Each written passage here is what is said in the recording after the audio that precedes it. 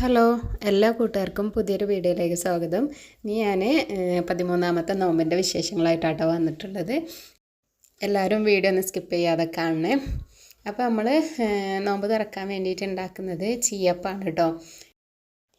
അരി വെള്ളത്തിലിട്ട് കുതിർത്തെടുത്തതിന് ശേഷം അരച്ചെടുത്ത് ചുടൂലെ ഉഴുന്നൊന്നും കൂട്ടാണ്ട് ചീയപ്പം അതാണ് കേട്ടോ ഉണ്ടാക്കുന്നത്. ഉപ്പാക്ക് രാഗിപ്പൊടി കൊണ്ടാണ് കേട്ടോ അപ്പം ഉണ്ടാക്കുന്നത്. ഉപ്പാക്ക് രാത്രിയിൽ അരി ഭക്ഷണം വേണ്ടാന്ന് പറഞ്ഞിട്ടുണ്ട്. അപ്പോൾ അതുകൊണ്ട് തന്നെ രാഗിപ്പൊടി വെച്ചിട്ടാണ് ഉപ്പാക്ക് ഉണ്ടാക്കുന്നത്. എനിക്കും ഉമ്മാക്കുമാണ് കേട്ടോ ഈ അപ്പം ചുടുന്നത്. വേറെ പലഹാരങ്ങളോ ഒന്നും ഉണ്ടാക്കുന്നില്ല കേട്ടോ. എണ്ണക്കടികളായിട്ട് ഒന്നും ഉണ്ടാക്കുന്നില്ല. ഈ അപ്പം തന്നെയാണ് കേട്ടോ ഉണ്ടാക്കുന്നത്. നമ്മൾ അതും കൂടെ ഉണ്ടാക്കി കഴിഞ്ഞാൽ ഇത് അവിടെ കിടക്കും കേട്ടോ. പിന്നെ ഇത് കഴിക്കൂല, അത് വിചാരിച്ചിട്ടാണ് കേട്ടോ അതൊന്നും ഉണ്ടാക്കാത്തത്. പിന്നെ അത് വേസ്റ്റായി കളയേണ്ടി വരും. പിന്നെ ചെറിയ കുട്ടികളുള്ള വീട്ടിലൊക്കെ ആണെങ്കിൽ അതുണ്ടാക്കിയാലും അവർക്ക് നോമ്പൊന്നും ഉണ്ടാവില്ലല്ലോ. അപ്പോൾ അവർ അപ്പളപ്പളൊക്കെ ആയിട്ട് തിന്നിട്ട് കഴിക്കും. പക്ഷെ നമ്മളെ വീട്ടിൽ ചെറിയ കുട്ടികളൊന്നും ഇല്ലാത്തതുകൊണ്ട് അത് എന്ത് ബാക്കിയായോ അത് പിറ്റേന്ന് കളയേണ്ടി വരും. അപ്പോൾ അത് വിചാരിച്ചിട്ട് ഒന്നും ഉണ്ടാക്കുന്നില്ല. നമ്മളപ്പം തന്നെ ഒരാൾക്ക് എത്രണ്ണം വേണമെന്ന് ചോദിച്ചിട്ടാണ് കേട്ടോ ഉണ്ടാക്കുക. അല്ലാതെ ബാലൻസ് വരാൻ വേണ്ടിയിട്ട് ഉണ്ടാക്കാറില്ല. ഇനി അഥവാ വേണമെന്ന് വെച്ചെങ്കിൽ എപ്പോഴും ഫ്രിഡ്ജിൽ മാവുണ്ടാവും.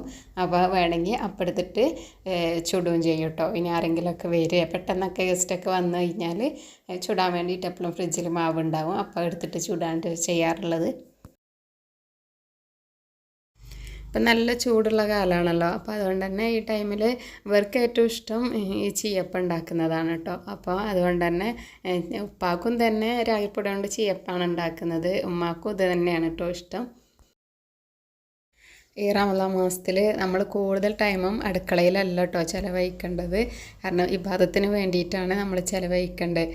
കാരണം ഇപ്പം അധികം ആൾക്കാരുടെ വീട്ടിലും ഒരുപാട് വിഭവങ്ങളും ഇതൊക്കെ ഉണ്ടാക്കും. എങ്ങനെയായാലും വീട്ടിലുള്ള പെണ്ണുങ്ങൾക്ക് എന്തായാലും പണിയാണല്ലേ. അവർക്കൊന്നും ഓതാനോ ഇബാദത്ത് ചെയ്യാനോ ഉള്ള ടൈം ഉണ്ടാവില്ല. കാരണം വൈകുന്നേരം ബാങ്ക് കൊടുക്കുന്ന ടൈമാകുമ്പോഴേക്കും ഇതൊക്കെ റെഡിയാവോ ഇല്ലേ എന്നൊക്കെ സംശയമായിട്ട് അവർ ഉച്ച മുതലേ അടുക്കളയിലാവും. പിന്നെ നോമ്പ് തുറന്ന് കഴിഞ്ഞാൽ ഇപ്പോഴത്തെ ഈ കാലാവസ്ഥയിൽ നമുക്കൊന്നും ചെയ്യാൻ കഴിയൂല. കാരണം ഒരു ഭാഗത്ത് കിടക്കാനല്ലാതെ വേറെ ഒന്നിനും കഴിയൂല. അപ്പം മാക്സിമം നമുക്ക് വേണ്ടത് ഉണ്ടാക്കണ്ട എന്നല്ല പറയുന്നത്. വേസ്റ്റാക്കി കളയാനുള്ളതൊന്നും ഉണ്ടാക്കാതെ നമുക്ക് ആവശ്യത്തിന് എന്താണോ വേണ്ടത് അത് ഉണ്ടാക്കി കഴിക്കുക. അതാണ് കേട്ടോ ചെയ്യേണ്ടത്. അപ്പോൾ എല്ലാവരും ആ കാര്യങ്ങളൊക്കെ ഒന്ന് ശ്രദ്ധിക്കുക. പച്ചരി വെച്ചിട്ട് ചീയപ്പം ഉണ്ടാക്കി കഴിഞ്ഞതിന് ശേഷമാണ് കേട്ടോ രാഗിപ്പൊടി കൊണ്ട് ചീയപ്പം ഉണ്ടാക്കുന്നത്. നല്ല പെർഫെക്റ്റ് ആയിട്ട് തന്നെ കിട്ടും കേട്ടോ. ഇതുകൊണ്ട് ചീയപ്പം ഉണ്ടാക്കിയാൽ നല്ല ടേസ്റ്റുമാണ്. പാക്കറ്റ് പൊടി വാങ്ങിയിട്ടാണ് കേട്ടോ ഈ രാഗി കൊണ്ടുള്ള ചീയപ്പം ഉണ്ടാക്കിയിട്ടുള്ളത്. അല്ലാതെ രാഗി വെള്ളത്തിലിട്ടിട്ട് അരച്ചിട്ട് അങ്ങനെയല്ല, പൊടി വാങ്ങിയിട്ടാണ് കേട്ടോ ഉണ്ടാക്കിയിട്ടുള്ളത്. അങ്ങനെ നമ്മൾ അപ്പമൊക്കെ ഇവിടെ റെഡി ആയിട്ടുണ്ട്. പിന്നെ നമ്മൾ കറി ഉണ്ടാക്കുന്നത് ബീഫ് കറിയാണ് കേട്ടോ. നമ്മൾ ഒന്നാമത് ചൂടുകാലമായതുകൊണ്ട് ചിക്കൻ ഇവിടെ വീട്ടിൽ വാങ്ങിയിട്ടില്ല. കാരണം ഉപ്പാക്ക് അവർക്കൊന്നും വലിയ ഇഷ്ടമൊന്നുമില്ല ചിക്കന്. ബീഫ് തന്നെയാണ് കേട്ടോ കാര്യമായിട്ട് എല്ലാ ദിവസവും ഉണ്ടാവാറുള്ളത്. അല്ലെങ്കിൽ പിന്നെ മുട്ടക്കറി ഉണ്ടാക്കാറുണ്ട്, അല്ലെങ്കിൽ വെജിറ്റബിൾ കറി, കുറുമ അങ്ങനെ എന്തെങ്കിലുമൊക്കെ ഉണ്ടാക്കാറുണ്ട്. അപ്പോൾ ഇന്ന് നമ്മൾ ബീഫ് കറി തന്നെയാണ് കേട്ടോ ഉണ്ടാക്കുന്നത്. ബീഫൊക്കെ ഇങ്ങനെ അടുപ്പത്ത് വെച്ച് അതൊക്കെ വെന്ത് വന്നിട്ടുണ്ട്. അപ്പം ഉമ്മ ആ പയറ് പൊട്ടിക്കുന്നുണ്ടായിരുന്നു. അപ്പോൾ അതിൻ്റെ വീഡിയോ ഒക്കെ എടുത്തതാണ്. പിന്നെ നമ്മൾ ബാങ്കൊക്കെ കൊടുക്കാനായപ്പോഴേക്കും തുറക്കാനുള്ള സാധനങ്ങളൊക്കെ ടേബിളിലെടുത്ത് വെച്ചിട്ടുണ്ട്. അപ്പോൾ ഇതാണ് കേട്ടോ ഇന്ന് നമുക്ക് തുറക്കാനുള്ള സാധനങ്ങളൊക്കെ. അപ്പോൾ ഇന്ന് നമ്മൾ രാഗിപ്പൊടി കൊണ്ട് കുറുക്കുണ്ടാക്കിയിട്ടുണ്ട് കേട്ടോ.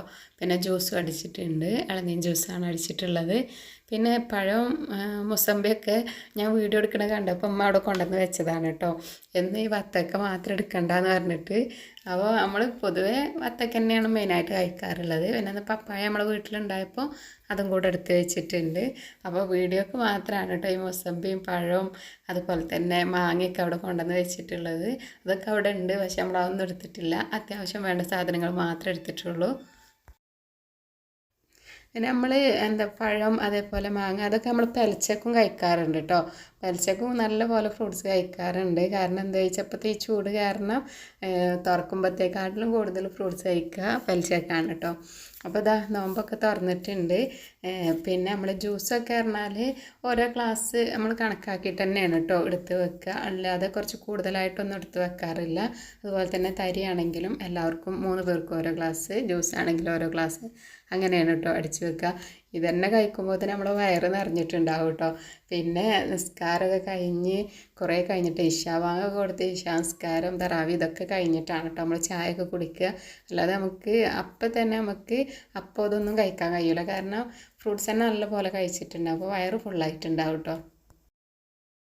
അപ്പോൾ ഇതൊക്കെയാണ് കേട്ടോ നമ്മളെ നോമ്പ് തുറ വിശേഷങ്ങൾ. അപ്പോൾ നിങ്ങൾക്ക് എല്ലാവർക്കും ഇത് ഇഷ്ടമായി വിചാരിക്കുന്നു. ഇഷ്ടമായിട്ടുണ്ടെങ്കിൽ ലൈക്ക് ചെയ്യാനും കമൻറ്റ് ചെയ്യാനും മറക്കരുത്.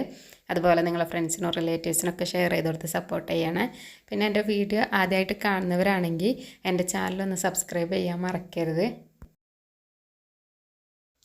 ആർഭാടങ്ങളൊന്നുമില്ലാത്ത ഞങ്ങളുടെ ഈ നോമ്പ് തുറ നിങ്ങൾക്ക് ഇഷ്ടമായി എന്ന് വിചാരിക്കുന്നു. അടുത്തൊരു വീഡിയോ ആയിട്ട് വീണ്ടും വരാം. താങ്ക്